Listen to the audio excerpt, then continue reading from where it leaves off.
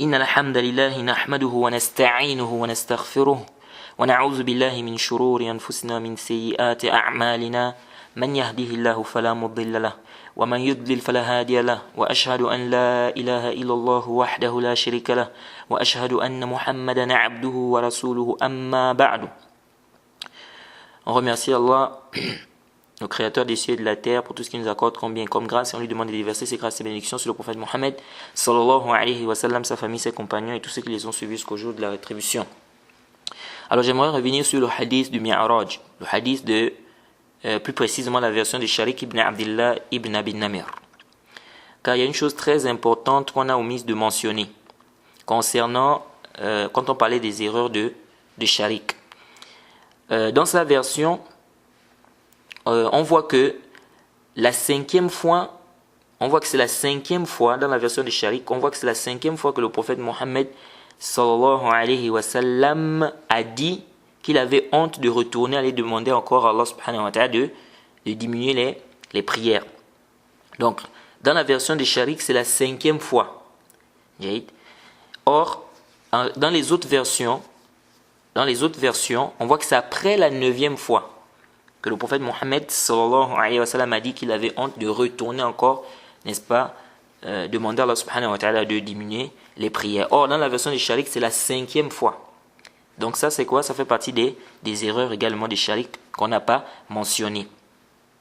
Et puis aussi, on a dit que Moussa alayhi salam ne lui a plus dit de retourner. C'est-à-dire après qu'on ait obligé les 5 prières. Mais normalement, c'est pas ça. Moussa alayhi salam, il lui a demandé de retourner. Sauf que le prophète Mohammed sallallahu alayhi wa sallam n'est plus retourné. Or, dans la version de Sharik, on voit qu'après qu'on ait obligé les 5 prières, le prophète est encore retourné. Il est encore retourné. Et quand il est arrivé, c'est là où Allah subhanahu wa ta'ala a dit que sa parole ne change pas. Donc que ça reste les 5 prières. Donc, dans la version de Sharik, on voit quoi? Dans la version de Sharik, on voit que le prophète Mohammed sallallahu alayhi wa sallam est encore retourné après qu'on ait obligé les 5 prières.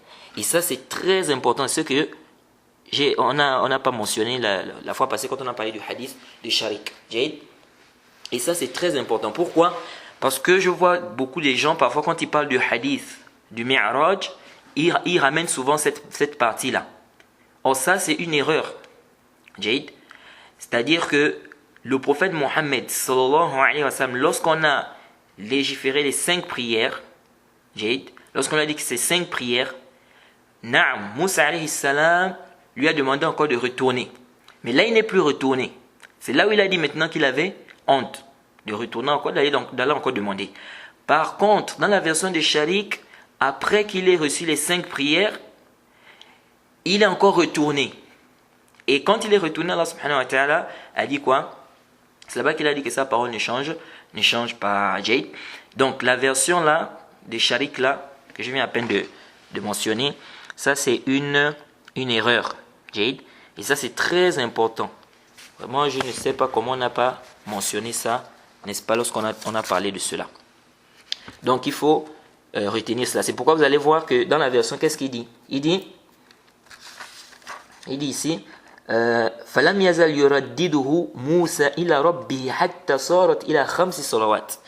Donc ça dit que Moussa alayhi salam là cessé de renvoyer le prophète jusqu'à ce que ça soit 5 prières. Il dit ثُمَّ احْتَسَبَهُ مُوسَى عِنْدَ الْخَمْسِ فَقَالَ.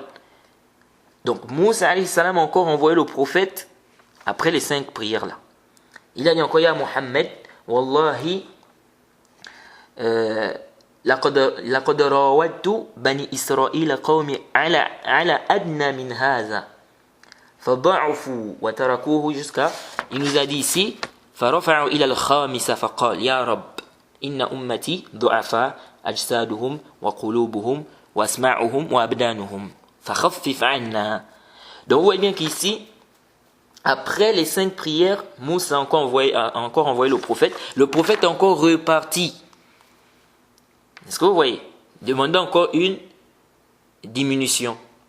Or, dans les versions de dans les autres versions de ceux qui ont rapporté le hadith, après qu'on ait donné au prophète les 5 prières, il n'est plus retourné. Donc ça, c'est une erreur, n'est-ce pas, de Sharik concernant dans le hadith du Mi'raj. Donc il faut faire très attention lorsque vous lisez parfois certaines personnes qui expliquent ce hadith.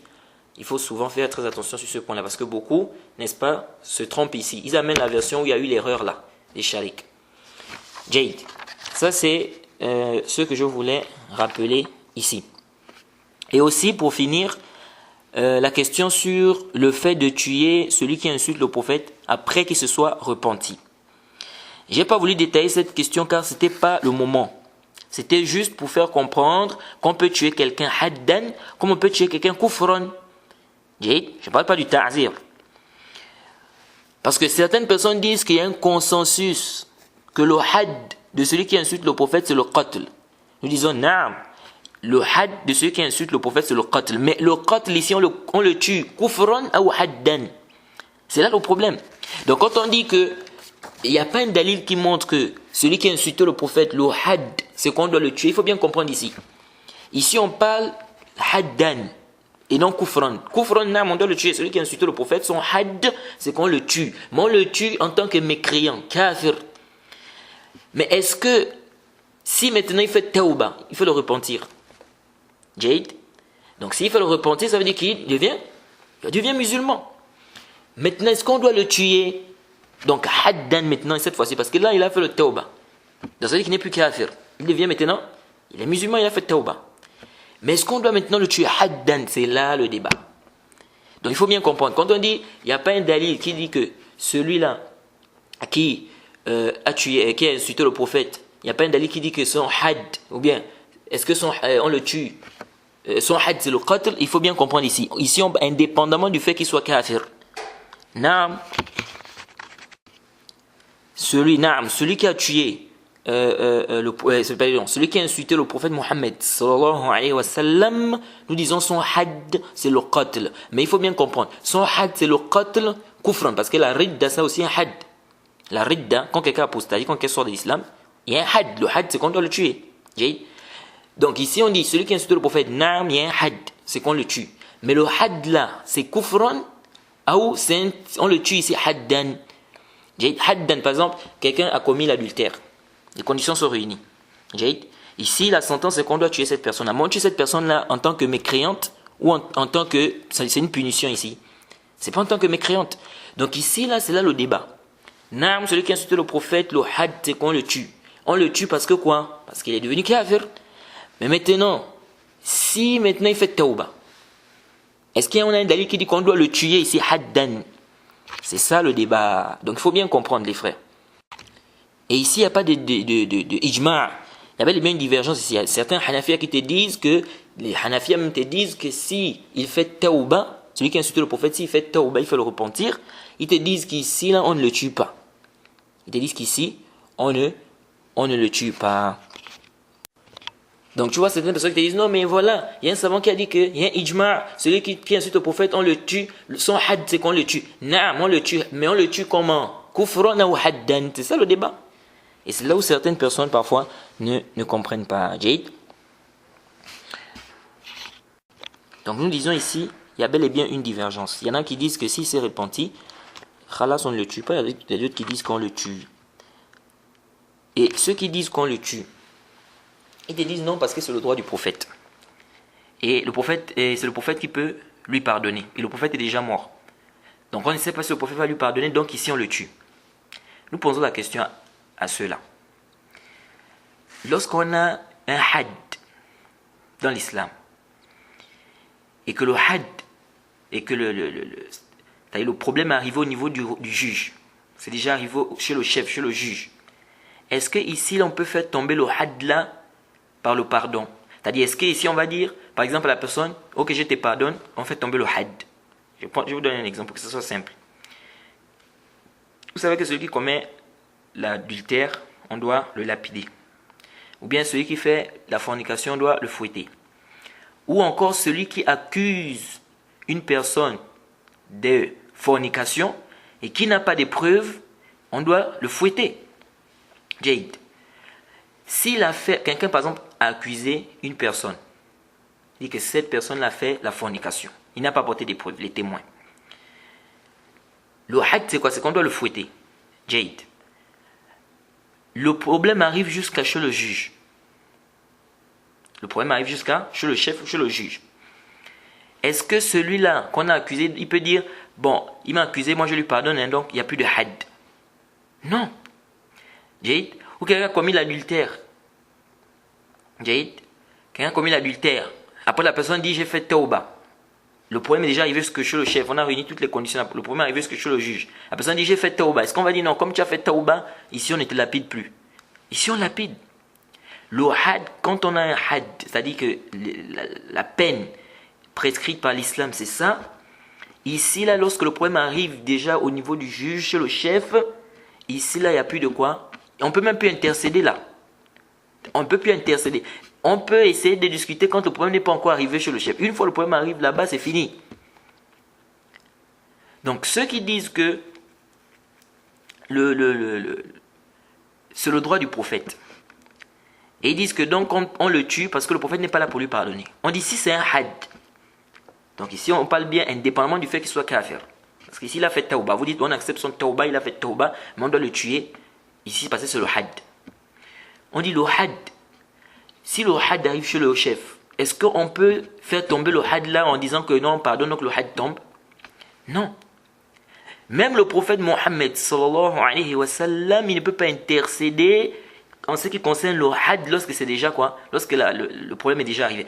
Le prophète lui-même a dit quoi? Il a dit, même si la fille est Fatima, la fille de Mohammed, avait volé, j'allais couper sa main. Le prophète dit sa propre fille. Si elle avait volé, il devait couper la main.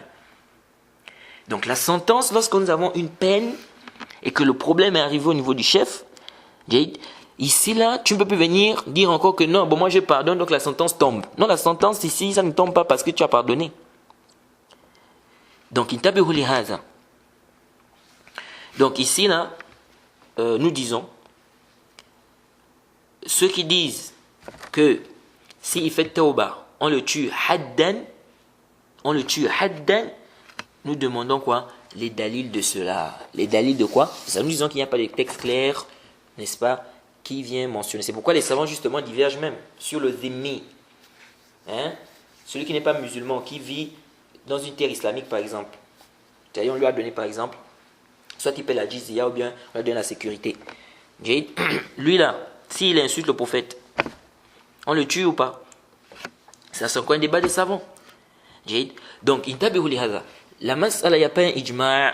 Certaines personnes font croire qu'il y a un ijma' alors qu'il n'y a pas de ijma'. Non, Cheikh Islam Temi a dit, non, tel a dit. Non, c'est vrai qu'il y a des savants qui te disent, vous allez voir des savants qui disent ijma'. Mais en réalité, il n'y a pas d'ijma'.